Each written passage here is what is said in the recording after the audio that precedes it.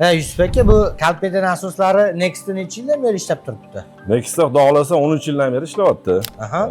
13 yil oldin montaj qilganmiz, montajchilardan biz ishlaganmiz mana shu yerda. 13 yildan beri ishlatib, ekspluatatsiya qilib kelyapmiz. Mana qaysi joylarda ishlab turibdi, ko'rsatib bera olasizmi?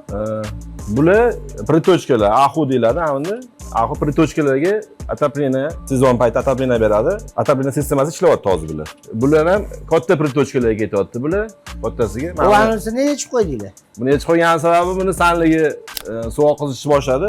13 yilmi? 13 yil bo'lganda birinchi marta ochamiz. Birinchi marta ochamiz.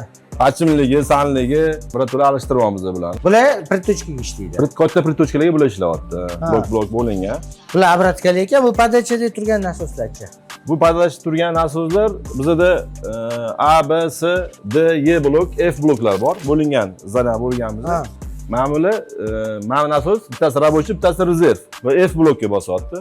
Suv aylantiryapti bular. Manasi D, E blokka suv bosyapti bular. Bular ham fankol sistemasi. Kvadrat, katta kvadrat, 25000 kvadrat atrofi bor-da.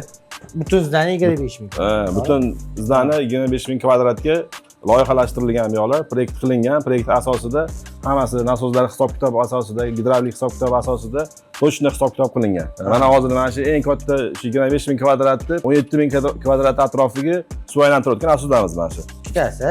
Ikkita рабочий, bitta rezerv. Mabodo ishlamay qolgan paytda alishtirib ishlaydigan sistema qilingan.